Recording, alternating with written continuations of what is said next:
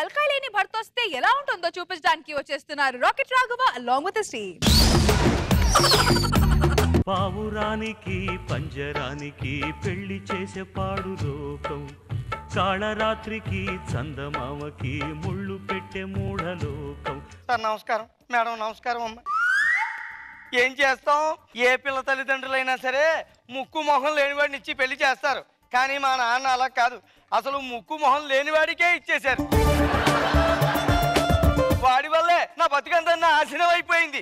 ఏంటి పిల్ల సీరియస్ గా నిన్ను పలకరించలేదనా? మర్చిపోయినలే, నీ దగ్గరికి కూడా వస్తానులే. పండులో ఉంది పాపం, హస్బెండ్ బాగానే ఉంటాడు, వాడిని ఆడిపోసుకుంటుంది అనుకుంటున్నారేమో అని చూస్తే మీరు కూడా నన్నే సపోర్ట్ చేస్తారు. అగో వాడు ఆఫీస్ నుంచి వచ్చే టైం అయింది, చూడండి ఆ మొదలస్తూ సచ్చినోడిని.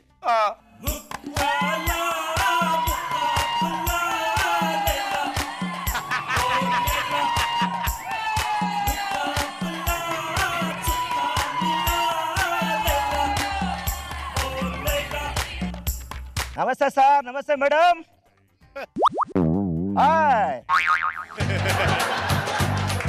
మిమ్మల్ని చూస్తుంటా అండి నేను. అలాగే మీరు మంచి యాంకరింగ్ చేస్తారండి. అవునండి, ఈ మధ్య మీరు సినిమాల్లో హీరోయిన్ చేస్తున్నారని చెప్పి తెలిసింది. ఓకే ఓకే, ఆ ఫిలిం కంప్లీట్ కానివ్వండి, మీరు వెంటనే హాలీవుడ్కి వచ్చేయండి, నేను రికమెండ్ చేస్తా. మన ఇద్దరం కలిసి ఒక సినిమా చేద్దాం. ఆ సినిమా టైటిల్ ఏంటంటే మతి లేని సుందరి మొహం లేని వీరుడు. కారు కూతలన్నీ అయిపోయాయా? ఏం మాట్లాడుతున్నావు తెలిసిందా? రోజా గారిని పలకరించావు, ఈవిడ్ని పలకరించావు, ఇంట్లో పిల్ల మాత్రం అక్కర్లేదురా నీకు మొదలష్టం సచ్చినోడా, మొక్కలు లేని సచ్చినోడా అని. ఇంట్లో పిల్లం ఒకటి ఉంటుంది, దానికి వచ్చేటప్పుడు పువ్వులు తీసుకొద్దాం, ఏమైనా గిఫ్ట్లు తీసుకొద్దాం, ఏమీ లేవు అసలు. అసలు మా నాన్న నానరా, నిన్ను కాదు నా జీవితం అంతా పూకి పాలు చేసావు. పిల్లగాడు లేస్తాడు, వాడు పడుకుంటూ వాడు పడుకొని ఏ ముహూర్తాన్ని పుట్టి చచ్చాడో గానీ వాడికి కూడా వీడి పోలికలు వచ్చాయి. వాడు ఎక్కడ ఉంటాడో తెలీదు, ఎప్పుడు నిద్ర లేస్తాడో తెలీదు, ఎప్పుడు పడుకుంటాడో తెలీదు. ఏడుపు మాత్రం వినపడుతూ ఉంటుందయ్యా. ఏడవకి, ఇదిగో నీ అయ్య వచ్చే టైం అయింది. మా నాన్న వస్తాడా? అవును. రాని ఈ రోజు మా నాన్న తాట తీస్తా. ఎక్కడున్నాడు? అమ్మాయి అమ్మాయి, నాన్న, తల్లి, బంగారం, చిట్టిగాతులు, ఎలా ఉన్నావమ్మా? అబ్బా ఎలా చిక్కిపోయా. అవును, మన అల్లుడు గారు ఆఫీసర్ చిక్క రాలేదా? ఎక్కడ ఉన్నారు అల్లుడు గారు? అల్లుడు గారు మామగారు ఇక్కడ ఇక్కడ ఇక్కడ. అబ్బాబ్బా, మీకు ఈ వేసకాల ఎండలో తిరిగి తిరిగి మొహం అంతా ఎలా నల్లపోయిందో చూడండి. అవునండి. అవునమ్మా, ఈ బొగ్గ మీ సొట్ట అల్లుడు. చూసారండి, ఎప్పుడో మా నాన్న చేసిన ఒక పాప పనికి ఆ తప్పును కప్పిపుచ్చుకోవడానికి ఇప్పుడు వావరాక్షన్ చేస్తూనే ఉంటాడు నా ముందు. ఒరే నాన్న, నీ దిక్కుమాలి వావరాక్షన్ తట్టుకోలేకపోతున్నా. ఊరుకోమ్మా. అవును, నా ముద్దులు మనవడేడమ్మా. నీ ముద్దులు చిట్టి, కన్నా, వాసు, నాన్న ఎక్కడ్రా? ఓ ఎక్కడున్నావా? అడ్డడ్డ వస్తున్నా వస్తున్నా వస్తున్నా. అన్నా, నీ కోసం బొమ్మలు బొమ్మలు తెచ్చాను చూడు. ఇదిగో ట్రైన్ బొమ్మ. ఎందుకు అల్లుడు కొట్టావు? వాడి కాలు కింద తప్పుతున్నారా? చూడలేదు నాన్న బుజ్జి.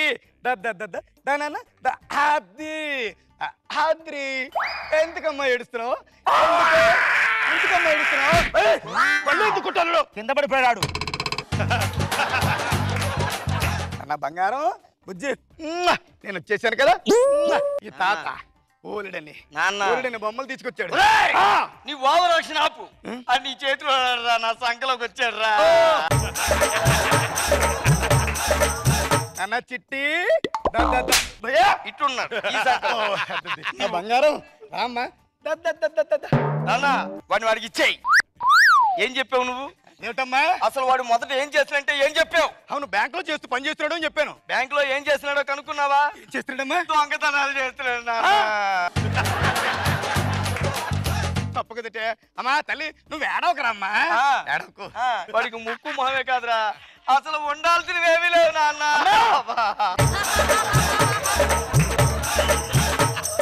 ఇలాంటి వాడి ఇచ్చి నాకు పెళ్లి చేశాడు. అమ్మా అమ్మా అమ్మా, సంసారం నాకు ఇలాంటి చిన్న చిన్న వస్తుంటే సర్దుకు పోవాలి. సర్దుకు పోవాలా?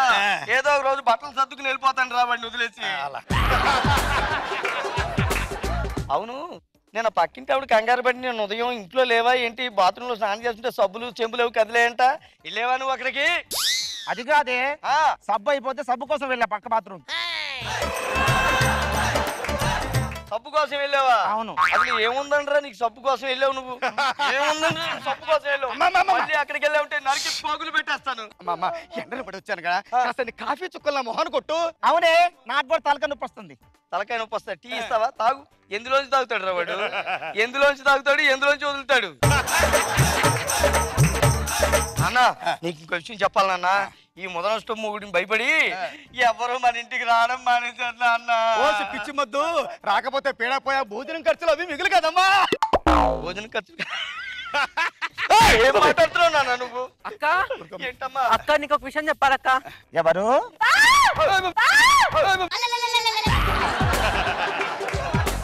చూసావా నాన్న, నువ్వు భోజనం ఖర్చుల గురించి ఆలోచించావు. ఇప్పుడు ఈ హాస్పిటల్ ఖర్చులు, అంబులెన్సుల ఖర్చులు ఎవరు భరిస్తారు నాన్న? ఎవరు భరిస్తారు? చూసుకుంటారు కదమ్మా. లేపు లేపు లేపు లేపు. ఏమండి ఏమండి, నాకు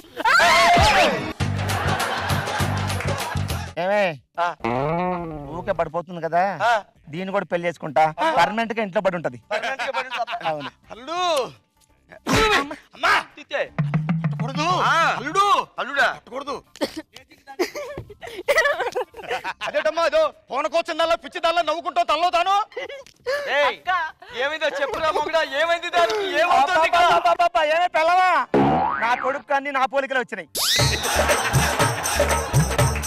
వాడి పడని వాడిని తీసుకురా. కుర్రాన్ని కొడుకుని తీ అక్కడి నుంచి. కొడుకుని తీసుకో ముందు వాడి సంగతి. వెళ్ళు, వెళ్ళు. వాడు నీకే కానీ రాడు. వెళ్ళి. ఈ దిక్కుమాల మొగుడితో కాపురం చేయండి నా వల్ల కాదు. అర్జెంట్గా వెళ్ళి మంచి లాయర్ని చూసి విడాకులకి అప్లై చేసేసుకో. అక్క అక్క త్వరగా విడాకులు ఇచ్చేసేవా? అంతనా చేయ నీకు కిత్త కిత్తనంతర.